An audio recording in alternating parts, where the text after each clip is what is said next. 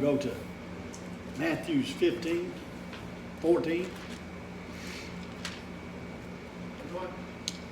Matthew 14.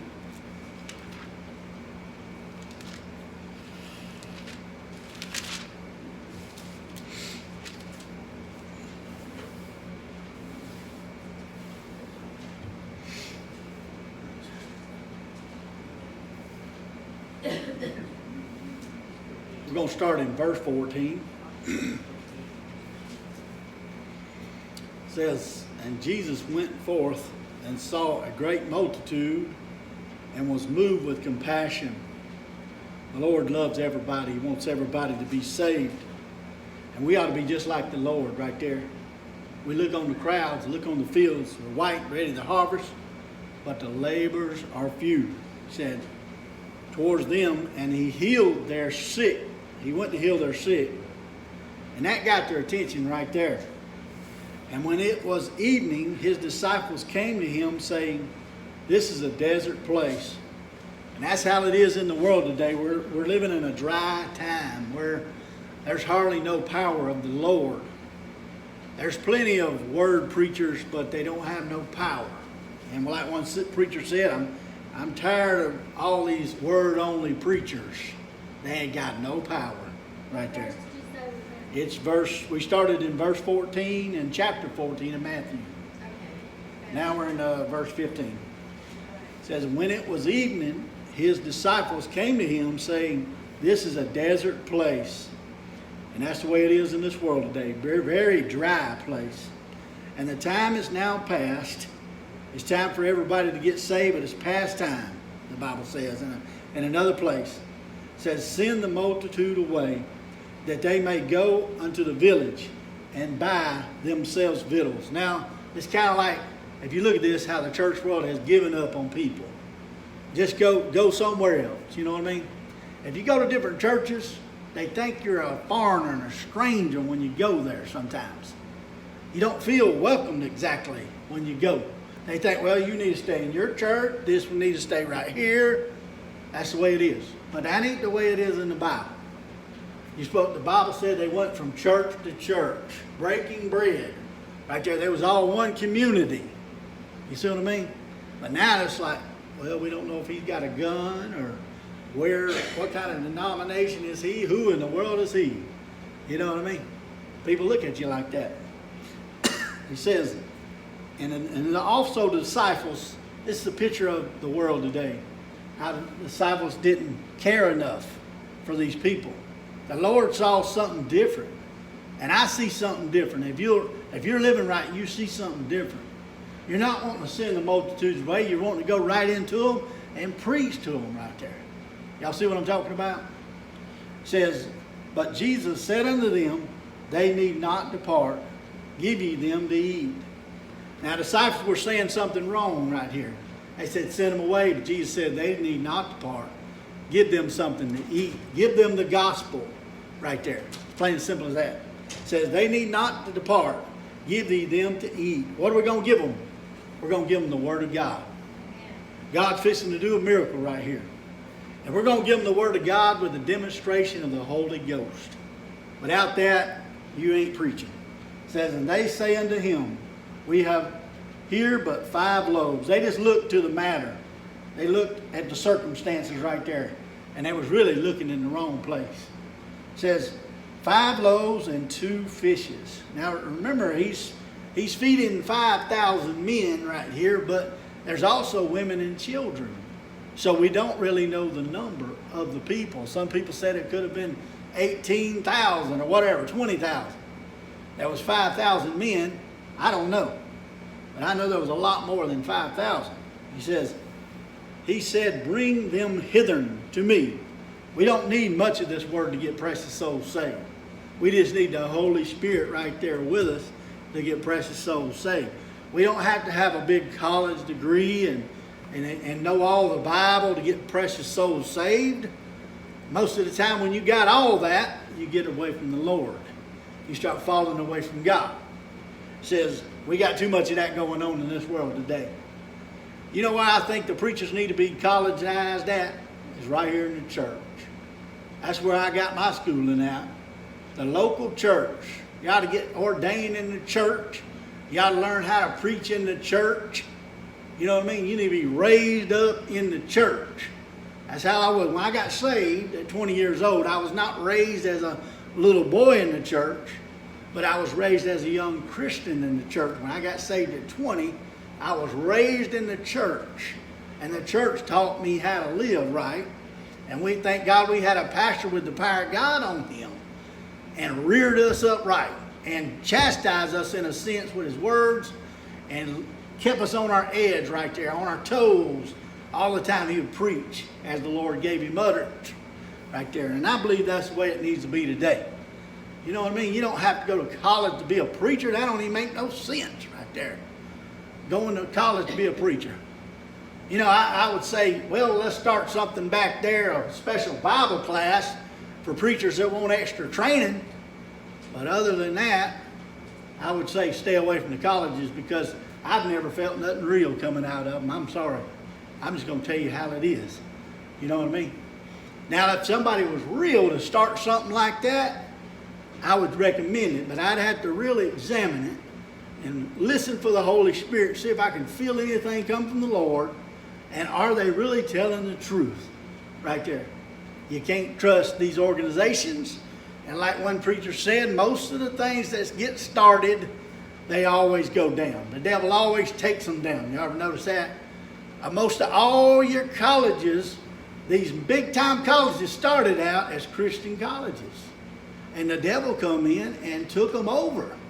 And now they're the most worldliest place in the world. Think about that.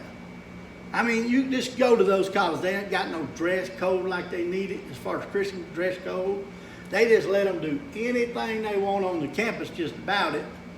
Because we know we work for some of those colleges or we work around those colleges that used to be Christian colleges when they first started.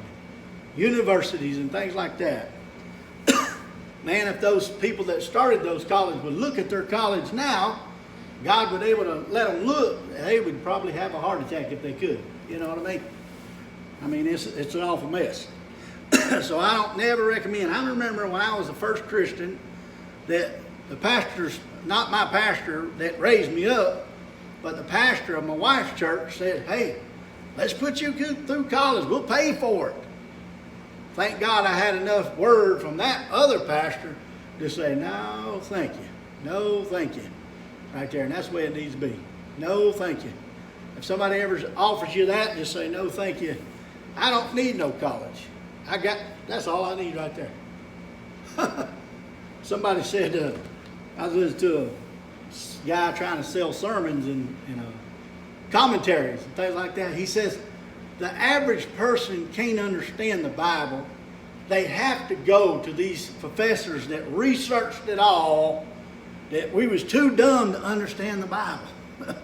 And he's right. We are too dumb to understand the Bible, but the Holy Spirit gives us enlightenment. Us big dummies, you know. And I'm going to trust in that. That's been working for me. I've been preaching for nearly 30 years, and I've never read one commentary. I don't need it. This is the book that makes the difference right here. That's all you need right there. Don't listen to all that worldly garbage. That's just modern folks that's got a hold of the Bible. They don't know nothing about the Lord right there. I'm going to tell you how it is. I'm trying to rear y'all up right, but I've been reared up right by the Bible right there. I might get me a Webster dictionary, that's about it. If I look at Christian history, that's just as sometimes once about in a year, check out something just to see what they say about it. But I don't take it as face value. I want to constantly remind you of that. It says in verse 17, and they say unto him, we have here but 5 loaves and 2 fishes. They was looking at how small it was.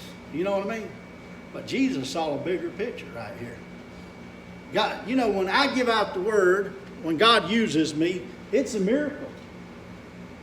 I mean, if you could stand in my shoes and know this is the hand of God right here. I might stammer my words, but this is the hand of God. He takes what little I know and uses it right there and speaks through me, and he'll speak through you too. You know what I mean? This is a miracle from God. The devil always tell you when you go teach or preach, he'll be like, you don't hardly know nothing. You ain't got no sermon. That's what he tries to tell me all the time. You ain't got no sermon. All these preachers put these sermons together and write them down. I don't write sermons down. I don't see nothing in the Bible that tells me to write a sermon down. Only thing I see is God said, eat that roll. Eat that roll, and I'll give it to you. And that hour, I'll bring all things to your remembrance. I've been eating this roll. I keep my guns loaded. One preacher said, if you keep your guns loaded, he'll give you plenty to shoot at. Right there. And I try to keep my guns loaded, and my sword right here is ready to come out of that holster. Let me tell you. And I try to keep it sharpened. The only way I know to do it is prayer and studying the Word on a regular basis right there. It says, and he commanded the multitude to sit down on the grass. They got to get still if they want to hear something from God. And he said, go to the multitudes. Go to precious souls. Make them sit down in my presence. That's him sending us out to go out in the highways and byways and compelling them to come in. He said, if the rich folks don't listen to you, if those landowners don't listen to you and they ain't got time for you, go to the lane, the main, the half, right there, and bring them on in, that my house may be full, the Bible talks about. It says that he commanded the multitude to sit down on the grass, and took the 5 loaves and 2 fishes, and looking up to heaven, he blessed and brake. Notice that he looked unto heaven. That's what I do before I come here to preach. I look up to heaven. And I'm probably going to preach out of Acts chapter 2. I know I've preached that before, but he's got something else to say right there. But I pointed in my Bible. I said, Lord, what's this mean right here? I just pointed right there. I said, Lord, what's that mean? And now I went down a few more. I said, Lord, what's that mean right there? He has to enlighten our eyes. I'm waiting for him to give me the understanding of certain things. I pointed right to it. I said, Lord, I didn't even have to point to it, but I felt like I should. What's that right there? Y'all need to ask him. Y'all need to look up to heaven right there to ask him for understanding. If he don't give it to you at that time, it ain't meant to be. He'll give it to you later on. When it's time, he'll give it to you. It says, and looking up to heaven, he blessed and brake and gave the loaves to his disciples. Notice that. He gives us the loaves. And the disciples to the multitude. So he gives us the word and us the power, and we're supposed to give it to the multitude right there. Let's be a light in a lost and dying world. You know, when I go to Florida and stuff like that, I put some of my cards out on these people's cars, hoping they'll listen to me. Just imagine, they might live in Texas, and I put a card on their thing, and they listen to me on YouTube and get saved, and they'll take it all the way to Texas. That's the way I look at it, you know. You got to have a vision wherever you go. If you can't do anything else, give out a card. Invite them to listen to us on YouTube. And I suggest y'all make y'all's videos too, of your testimony or teaching or whatever. I believe in using those things right there to get the word out any way you can. I don't care if it's Facebook or what. Get it out. Wherever you hear that somebody can listen. I mean, the devil's there, ain't he? The devil's in the church too. But I'm still going to try to give the word out any way I can. And that's what Jesus did. He preached everywhere he went. And he told his disciples also do the same thing. Y'all know when they got saved and Jesus went up to heaven and he left them down here in the book of Acts, do you see where they was? Oh, Peter said, I ain't serving tables. So let's ordain these deacons right here. And that's how we got our deacons. Oh, you find Peter popping up everywhere through the book of Acts. And next thing you know, he's in Babylon. Next thing you know, he's in Joppa. Next thing you see him in Antioch. And then he's writing to the churches of Asia and different ones that he wrote about. And then we even see him in the book of Corinthians, like they know him, you know what I mean? He might have went there, I don't know. Some people say that's a different Cephas right there. I beg your pardon, I just don't see that in the Bible. It's got to line up with the Bible. You know, we just can't make things like that up, you know. But let's look again. It says in verse 20, And they did all eat and were filled, and they took up the fragments that remained, 12 baskets full. Notice that. There's still some left over for somebody else. He said, well, it's time to go on. Let's go to another place to preach. You know what I mean? He didn't always want them to stay in the same place. He said, let's go to the next town, and we may preach there also. Think about that. We can preach everywhere we go. It says, and they that had eaten were about 5,000 men. Notice that, 5,000 men, besides women and children. I wonder how many women and children were there. I'm pretty sure they followed their husbands right out there because they heard the Messiah was coming and he healed. And he healed a lot of those right there. And the multitudes followed him. And straightway, Jesus constrained his disciples to get unto a ship and to go before him unto the other side. Now, sometimes he'll tell us to go places and there'll be a great storm waiting for us. They will. The Lord puts us in the heat of the battle. He allows us to go through storms and things like that. In this life, as long as we live in this life, we're going to have some storms and some problems come along. That just means he's going to strengthen our faith and he's going to deliver us out of every evil work of the devil.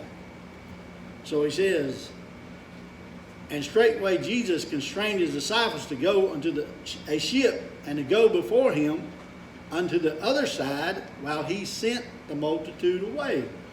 And when he had sent the multitude away, so Jesus stayed there by himself. He knew what was fixing to go on. He knew he was fixing to walk on the water. And so he sent the multitude away and sent his disciples away. And he went up unto a mountain apart to pray.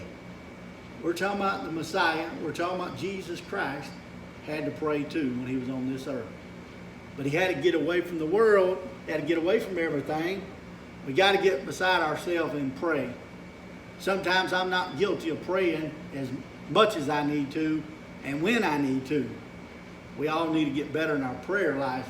Sometimes we save it off too much to the end and you offer up God your crumbs, you can't expect the Lord to bless it too much.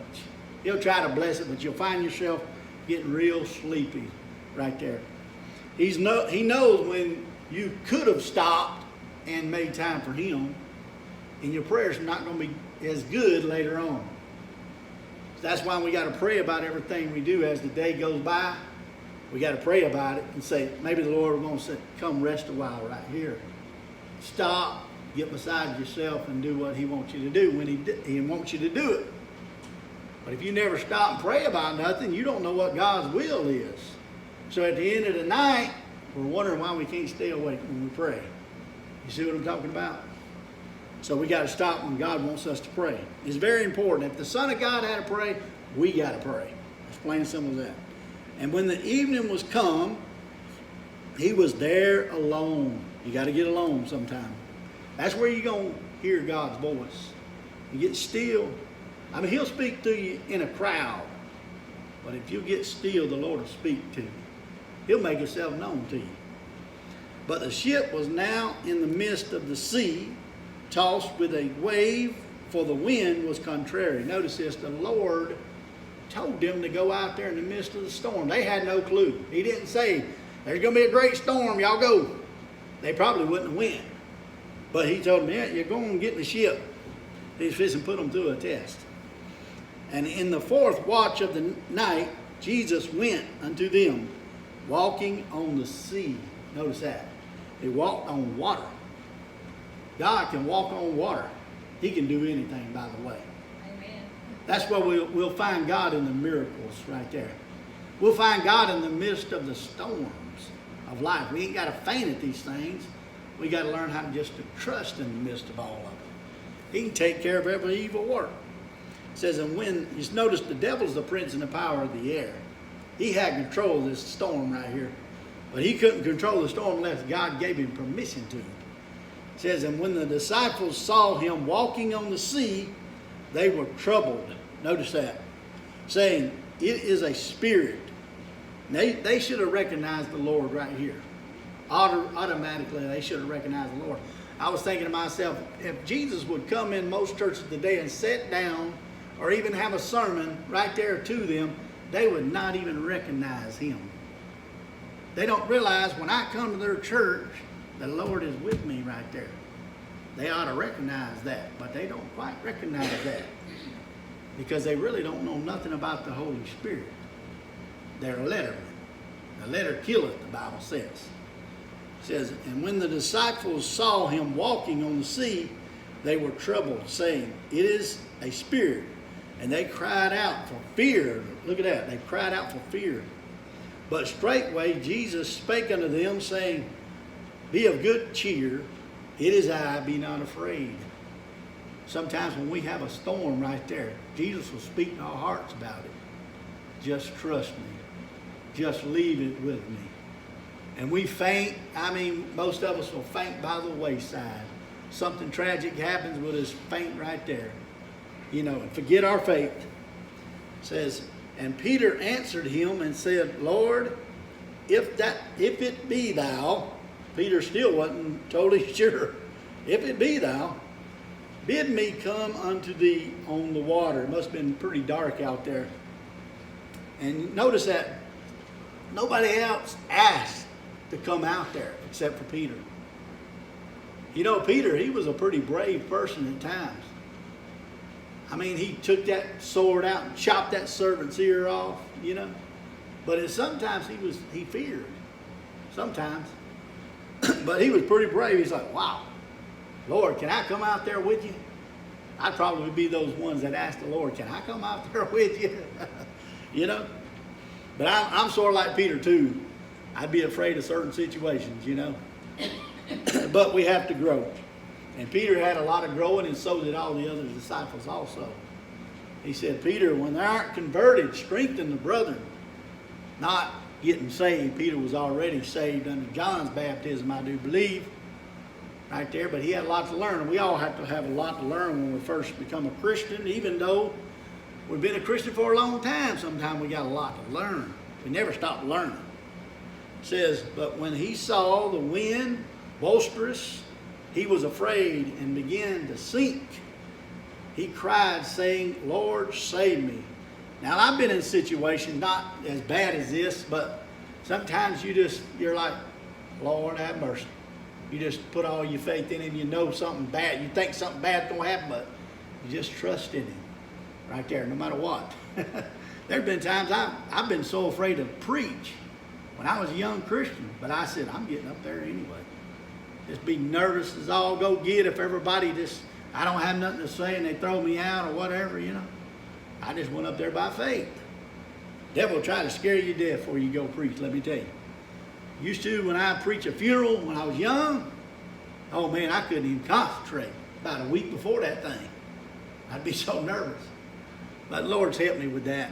You know, as I got older in the Lord, he's helped me because he's been with me. Every time I get behind the pulpit, he's there. You know what I mean? He's never let me down. And if he wants me to be quiet, I will. If I say 2 words, whatever, if my sermon's 10 minutes, that'd be okay. As long as I did what he told me to do. And you have to learn that right there. Usually my sermons are long sometimes. You know, especially when I say I'm going to be short today. It's probably going to be a long one. It says in verse 31, I'm almost finished. And immediately Jesus stretched forth his hand and caught him and said unto him, O thou of little faith. The Lord was trying to teach them faith and increase their faith. And Paul said he wanted to add to their faith. You know what I mean? I want to add to people's faith by preaching to them the word of the Lord, teaching them about the Holy Spirit, and letting God have his way. You know what I mean? Most people don't never preach that type of stuff because they don't really know nothing about it. You know? I want to teach people that. I want to teach people to serve the Lord and experience what I experience in the Lord. Man, I'd hate to be at a church where I couldn't feel the Holy Spirit. I mean, that would be boring, wouldn't it? Preacher get up there and preach a whole sermon, never feel God's presence. Man, I'd be doing a reality check if I was them. But they got all of it planned out. They don't know nothing about feeling God's presence, letting the Holy Spirit speak right there. But the Lord was trying to increase their faith and allowing them to go through some things.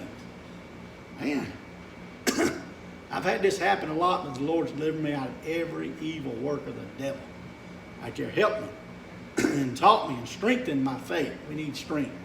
Right there. It says in verse 32, and when they were come unto the ship, the wind ceased. Notice that. The storm was over, the test was over, and the wind ceased. And God was in control. He says, then they that were in the ship came and worshiped him, saying, notice that, when they saw the hand of God, they wanted to worship the Lord. And when we preach, they see something different in us. And some of them secretly worship the Lord more closer. They sense something that their preacher don't got. See, they sense something coming out of us. And it's going to help them. He said, then they that were in the ship came and worshiped him of a truth, and saying, of a truth, thou art the Son of God.